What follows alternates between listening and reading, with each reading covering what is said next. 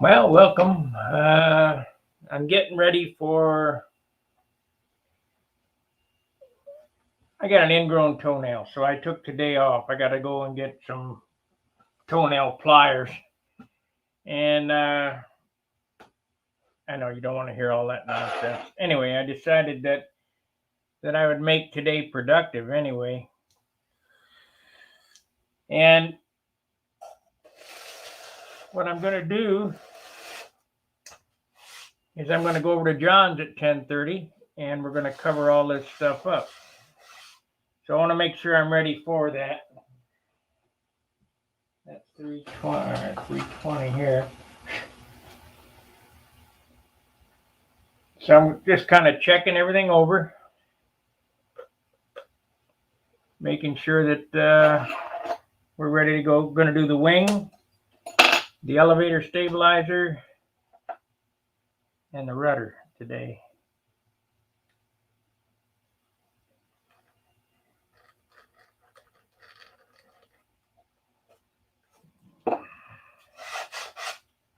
So this is basically the detailing of this. Oh, and I got the pilot pretty much done. I'll show you that.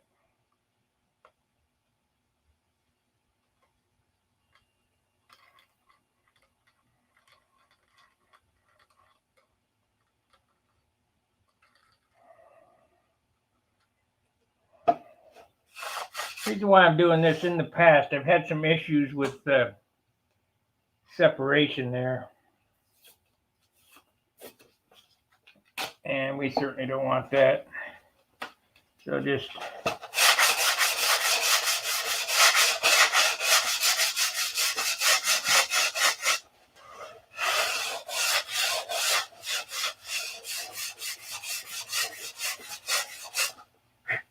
So I'm just basically detailing it.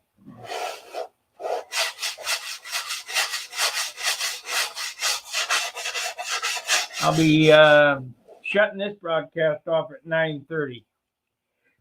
Well, maybe a little before then. And it'll be a half an hour. Got to drive over to John. And we'll pick it back up with dope and covering.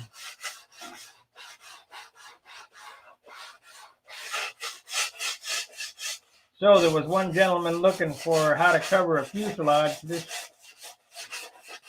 isn't a fuselage, but it's basically the same thing, you know.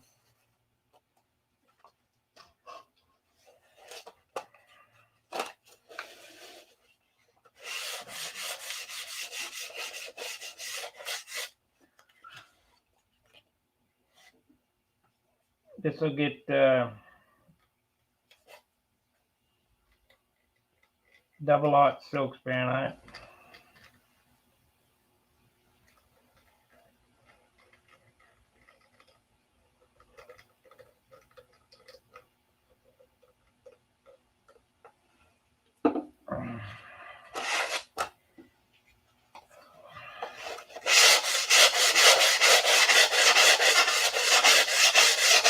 I didn't do any shirts this year. Would you guys be interested? I mean, I did. Gary Sinclair did up a few shirts. They didn't go over too good. Would you guys be interested in a shirt run?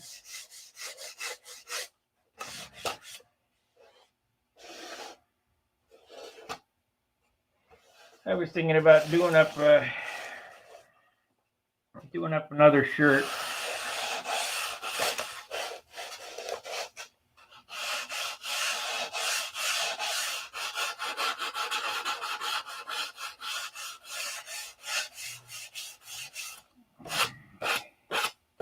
This all looks pretty good.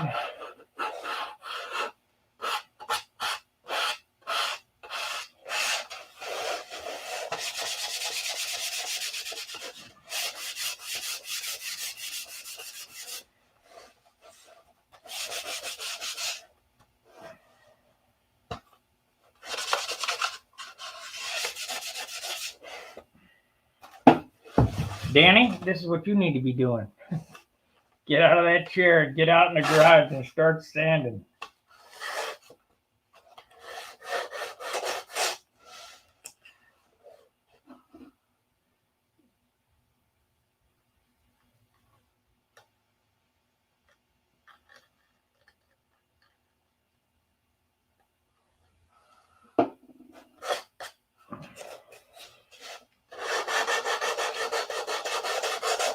We got 5 watchers now. Like, subscribe, and share.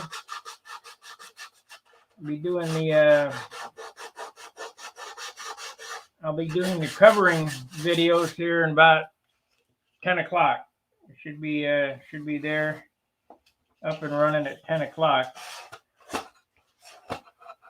I can't do any doping over here.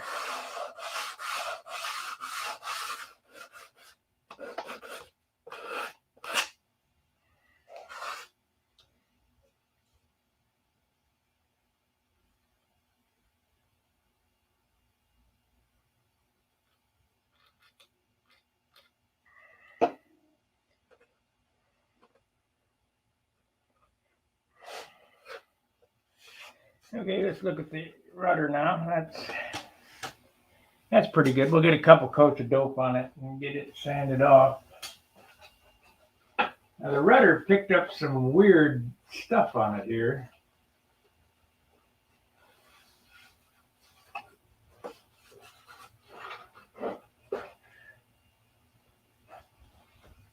I don't know what this brown stuff is. Gotta get that off. It looks like lunch.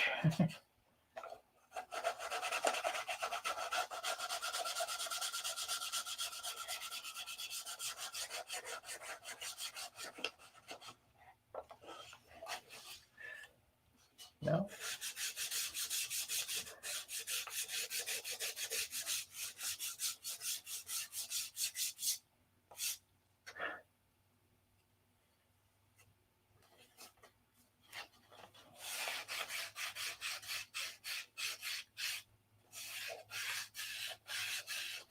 Oh, you guys can't see what I'm doing here.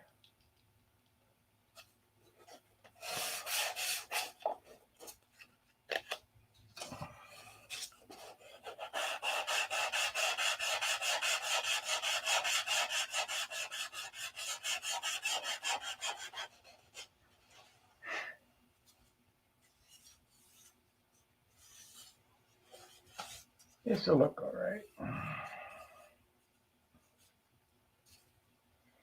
So we're going to do those 3 parts. I need to pull the wing out and look at it. That's the most important thing that I need to get done so I can get it put together. Hell, it might go together tonight if I get it covered.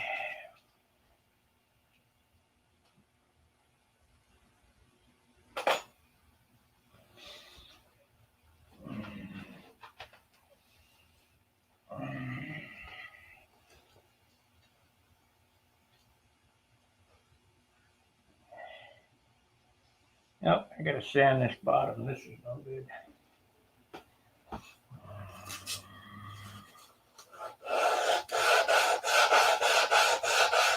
Oh, I can't do that. Forgot. Now, you'll notice right here it's flat. I forgot. I can't sand that because after it's covered, it gets a piece glued onto the outside to hide this hole. It goes back, so I have to wait to sand this piece so that it all blends together. This is, I mean, if you're going to build an airplane and you're looking for a challenge, an airplane of this sort is, you know, the way to go.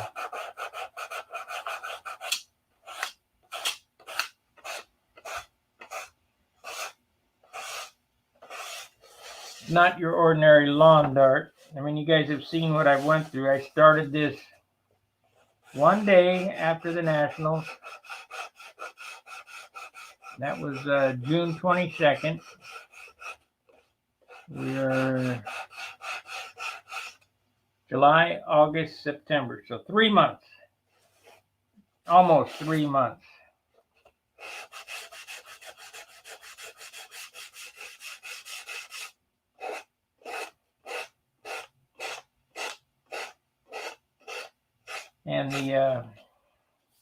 And the fun, the finishing, is just about to take place. And I'm working on my pilot still. I painted him last night, but I worked on him some more.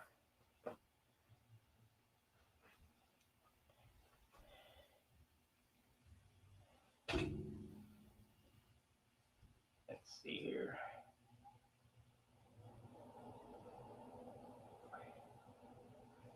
I'll work on him some more yet.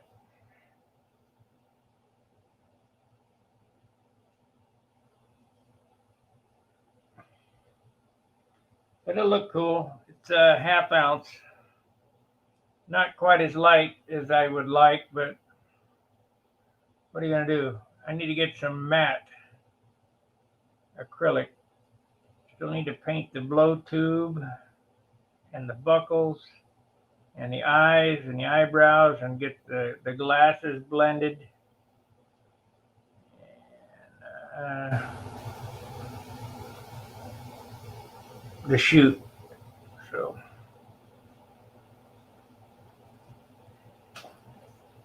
it'll take me probably another hour working on that.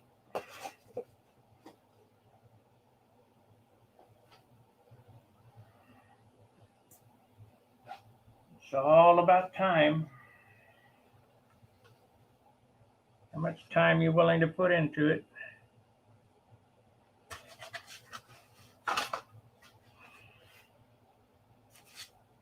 So we got this. This. I got the silk span.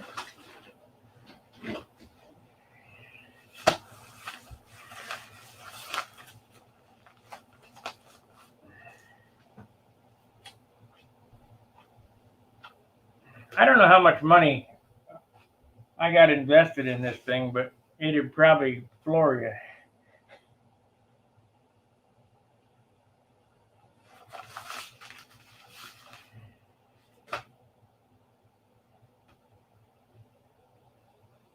It'd probably floor you. So we need to get this out. I need to take these.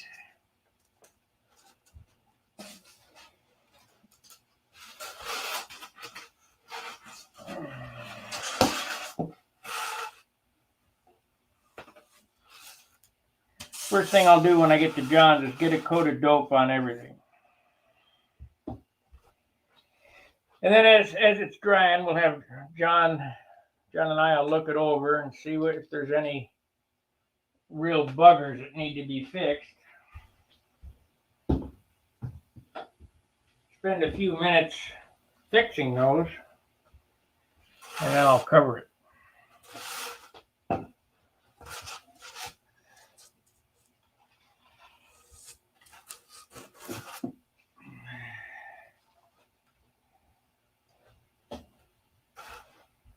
I worked on this a little bit the other night to try to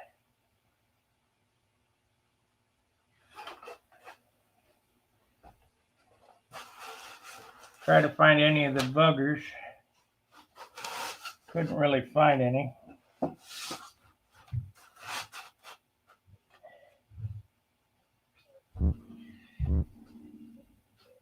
Get the nail file.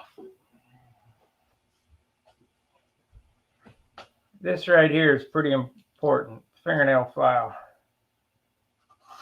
I want to go around all the cap strips.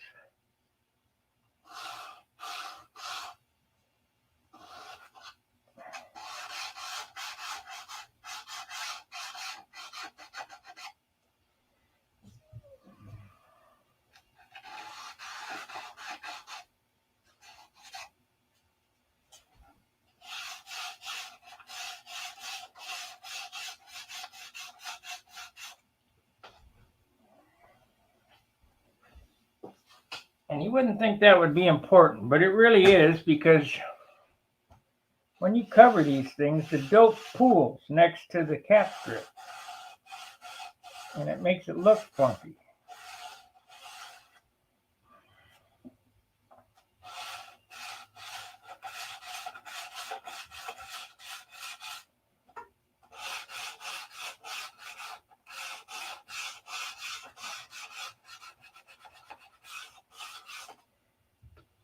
I can tell you this, if there is any big mistakes,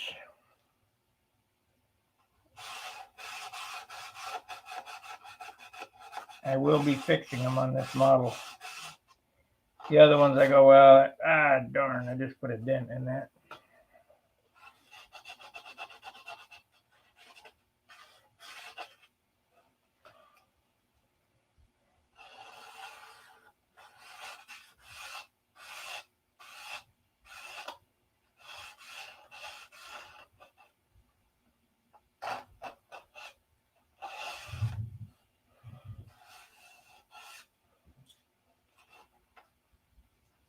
Well, it's some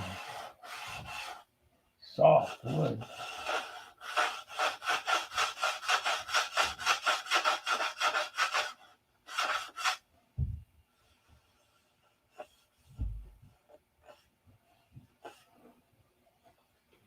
Need to knock that down.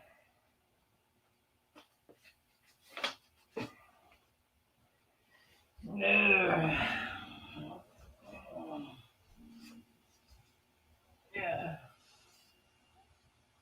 Oh man, it's getting old is tough.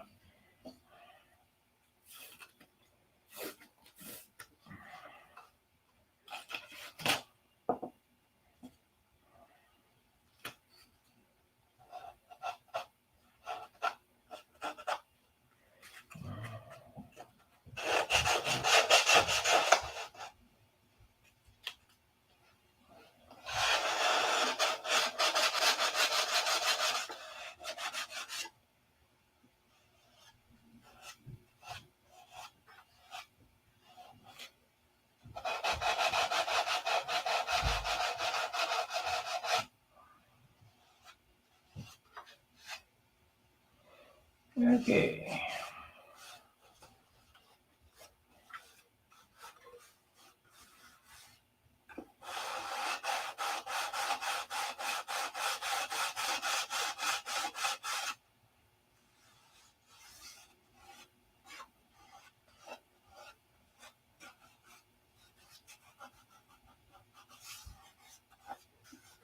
Feel all the cap strips, make sure they're down and flat, because that's the first thing I'm going to look for if I'm appearance judging.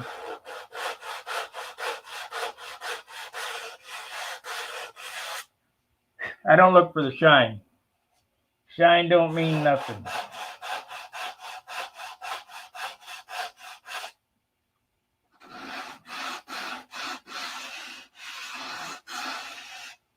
I mean, it helps when it's finished nice, but the woodwork has to be right.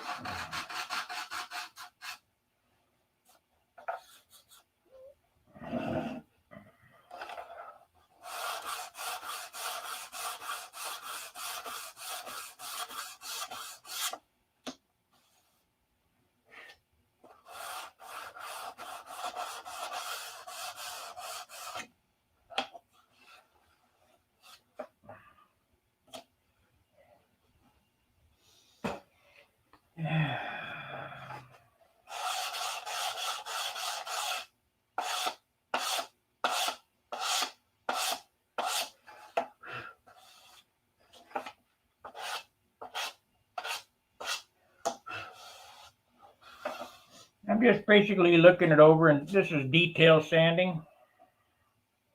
You know, I'm not going to spend any more than an hour detail sanding because I did it all, previously. But anything I might have missed, might as well get now. You want to feel these joints here at the flaps, where the flap clips, if you can feel them, they're not sanded right.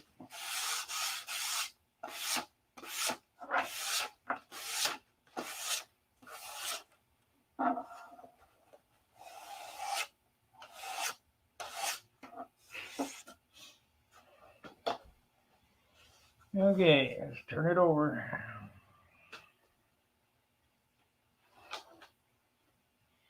Don't screw it up.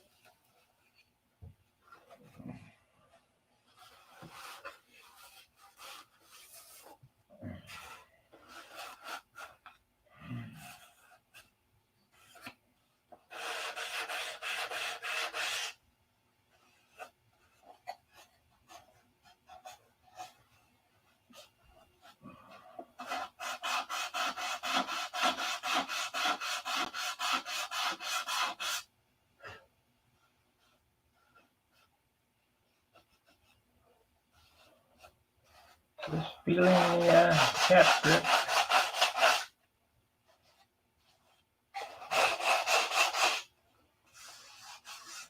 Shouldn't be able to feel those. Shouldn't be able to feel the. Should be able to feel no joint whatsoever. If you can feel it, you'll be able to see it.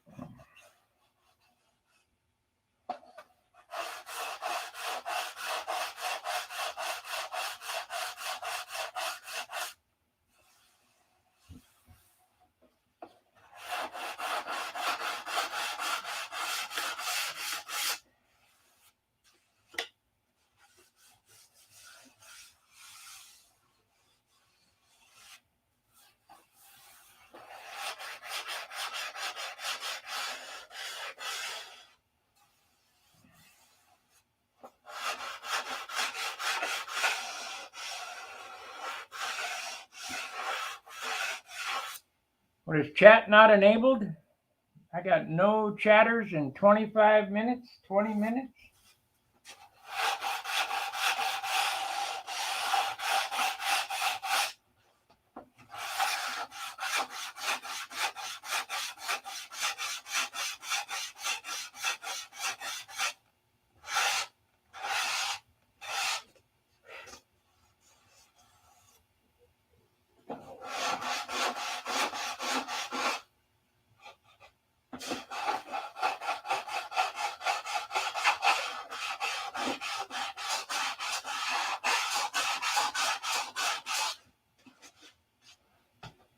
Okay. So what this series has shown, that if you just put in a little effort, in 3 months, you'll have an airplane. Yeah, I'm playing hooky. 3 months, you'll have an airplane. Now, when I say 3 months, you'll have an airplane, you'll have an airplane.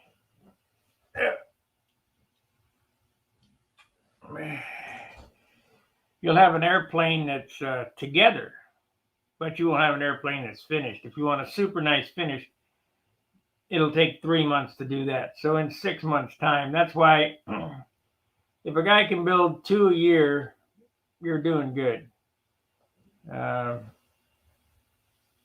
I've built more. I've built 3, sometimes 4, but that's when I was not working at all and spending 8-10 hours a day in the shop.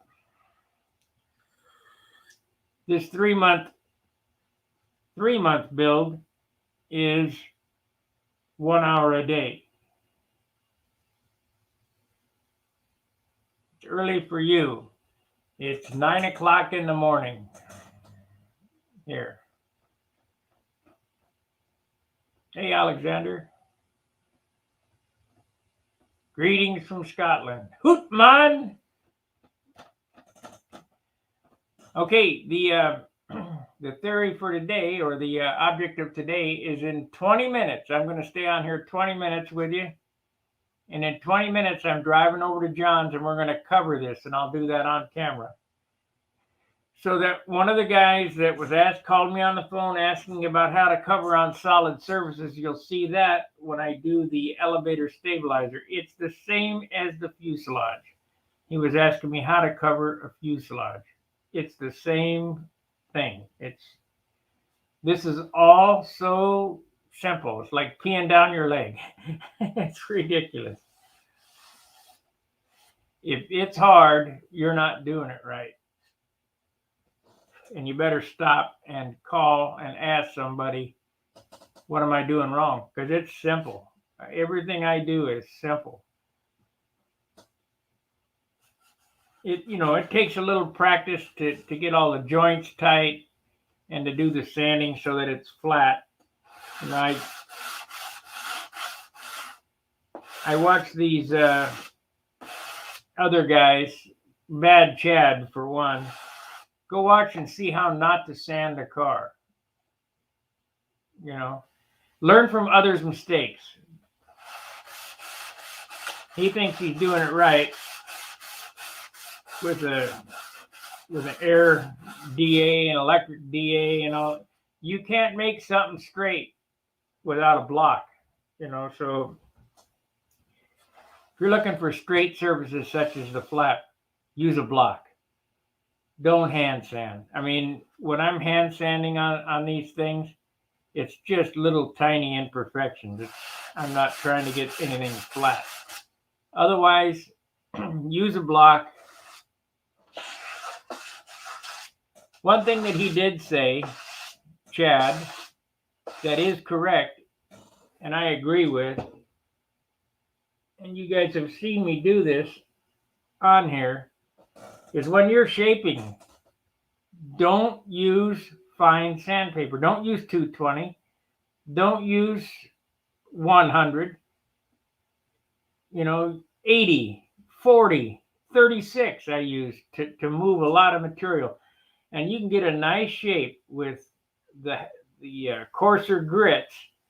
And when you get it to shape, that's once you get the shape that you want, that's where you have to pay attention, because you're going to start coming down in sanding grits to eliminate the scratches that you put in with 36 grit sandpaper. So you drop 36, then 80, then 120, then 220, then 320, then 4. You can really screw up an airplane getting down into the finer grades of sandpaper, because you think you're doing a good job by hand and you're not using a block with 600. But you can sand valleys.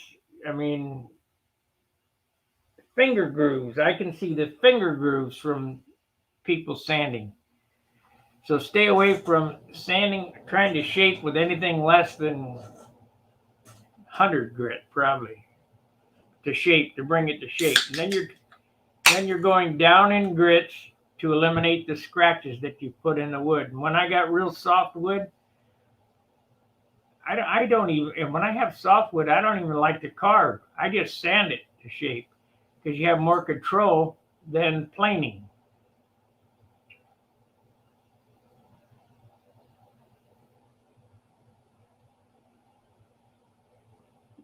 Let's say we're going to sand something around a curve. Well, you've seen me plane with my plane, where I'll take off 10 thousandths at a time. And that's just to move material. When I'm planing like that, it's just to move material. Because in here, I don't want to make a lot of dust. But I would much rather, you're going to get facets like a diamond when you plane. It's going to be doot, doot, doot, doot, doot, all the way around.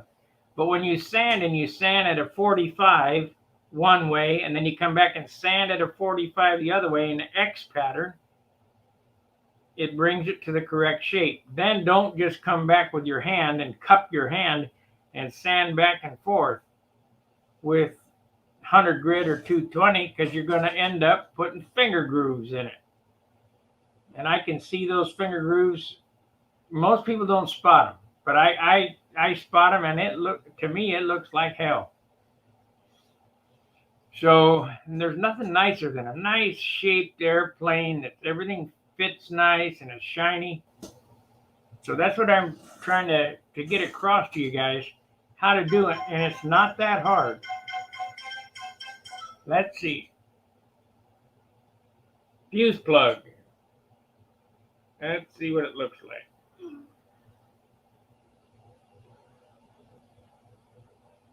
Dan Winship's made a fuse plug.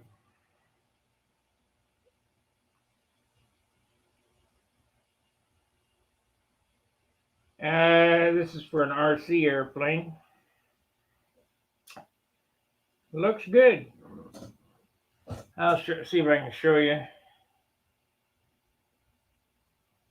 So we're going to do some, what happened there? We're going to do some molding and stuff. That's a fuse plug for an airplane. That's going to be fiberglass. Dan Winship just sent over to me. And there's a nose. So basically that's the starting of the mold. That's the male of mold, the plug to make the female with, which I'll be doing here with propellers here shortly.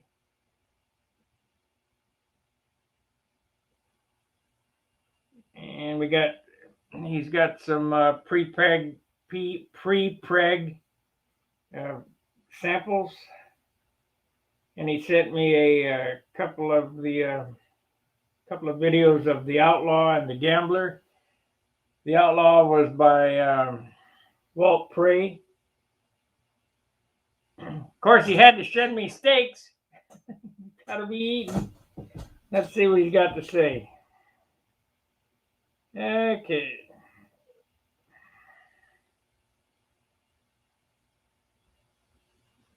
Let's hear what the Dan Man has to say. Are you sanding?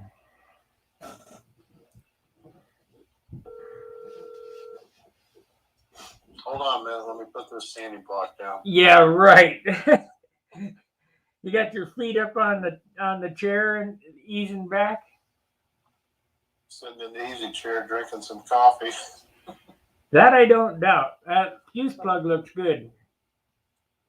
Yeah, I can't wait to do the USA 1 that way and that P-47 plug. You're on air, by the way. Yeah, I figured that. Or you saw me because you're sitting there in the easy chair, right? Yeah, that's right. Yeah, I'm getting ready to go over to John's. I'll shut this stream off in about 10 minutes. And I'll drive over there, and I'm going to get the wing and elevator stabilizer covered so I can drag it back over here and put it together. Okay. Do you have any luck on the epoxy, the casting resin or anything? Did they get back with you? Yep. I thought I told you. No. I'll order it next week, but I'll give you the prices. Let me see if the prices are in line. Let's see, stun hanger, nothing there. Let's smoke, resin services. Oh, it's going to cost me about $125. $68.20 for the gallon of HAC 560. 1 quart of HT 9234 is $18.08. HTR 250 1 quart, and it comes with the hardener, is $32.08. Okay, that sounds good. So yeah, I'll get the plate and the sidewalls, to box it all up. I'll get some UHMW, or I probably already have some, but I'll get a mock-up so we can actually do the casting. And I've already got the 1/4-inch drill rod for the center pin. Yeah, so they wrote me a note here. It says, due to the inflation of materials, we've had to raise our prices. The price increase will go into effect 5/1/21. We appreciate understanding. So how much was this stuff before? Well, it's always been really reasonable. You're not buying retail. It's pretty much wholesale manufacturing. So, if you look at that price compared to other places, it's still reasonable. I guess I could call that in today, huh? Yeah. But yeah, it's a good product. I mean, it's legitimate. So, well, yeah. And I've used it and never had any problems with it, and it does what it's supposed to do. So. Yeah, we can make propellers, landing gear, and other things out of this stuff, right? Oh yeah, you'll find a lot of uses for that 250 resin. Now, is a quart going to be enough? Oh yeah, a quart will make you many props. Yeah, so don't worry about that. And I've got little bits here and there I can fill in the blanks with. So yeah, I mean, I think I'm sitting on probably close to a gallon of 250. I haven't found any toe except for the toe that I have. You know that? Yeah. If you're doing props or landing gears and stuff, I use 320K, and that's a pretty fast build in a prop. But if you can get up 150, 200K, closer to 300, it speeds up the process a lot. But yeah, that might be tougher to get. I mean, like I said, if you go into St. Louis there, that company, and see what they've got. But Well, you got enough to do the first prop, right? Oh yeah, yeah. I've got 3 or 4 creels, rolls of that stuff. Yeah, the creel that I have, the creel that I have, has been cut on with a razor blade so that it's not a continuous. That's why I got it. I got it cheap. Yeah, you get the seconds where it's they run it off the machine and it's like excess that's frayed or whatever. You get it cheap, but it becomes a problem when you need long pieces of it. Right. I did make some landing gear out of it, but I think I would want on the propeller for it to go from one side to the other. You know what I Oh, mean? yeah, you need that. And then as you lay the prop up, it progressively gets shorter, and then the last little bit of toe you lay in, it becomes longer again. So But don't you have a problem at the hub with it going around the center post? Especially a well, 4-blade. Ain't that going to be a huge hub? yeah, well, I'll show you. We'll do it on video. We'll turn the camera on when we make a mold or start laying this stuff up. I'll show you. So we'll see if we can screw it up live. I still haven't got my my prop yet. I'm also trying to get a set of Forstner bits so that I can drill the hub out halfway with a Forstner bit on the front side on one and the back side on the other, so that they lock together like a Lincoln log. Yeah. They're perfectly indexed. Yeah. And if it doesn't come together perfect and there's a little gap in there, don't worry about it. Put super fill in there, smash them together, and just make sure they're aligned properly, before the super fill sets up. And that's all you need. I mean, it's just going to be a static prop. You never fly with it, so it doesn't have to be. It doesn't have to carry a load. It just has to hold its shape while you make the mold. So the profile of that prop from Zor looks like it will work really well. I mean, it is an electric prop, but yeah. I don't think that turning a 2-blade into a 4-blade electric with carbon fiber at the center will be a problem for the PA. Oh no, and really the electrics did us a favor with these props because once you turn them into carbon, they become pretty close to what we need. Right, because like I say, I have the black Zor, and that prop is like almost an inch thick. Oh yeah, that's unbelievable. You would have had to. It would have worked, but you would have had to take a drum and done a lot of carbon to get that thing down where you needed it to be. So, okay, well, I'll let you go. I just wanted to touch base with you and ask about that resin. So that sounds like it's a decent price. That plug looks really good. Yeah, I was surprised. It came out really well. Cheap insulation foam out of a big box store, and it's a little flexible, when you sand it that shape. How heavy is it?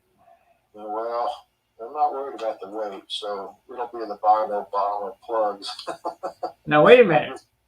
I want to know how heavy it is so that we could maybe do a one-off where you just pour gasoline down the center and melt the foam out of it.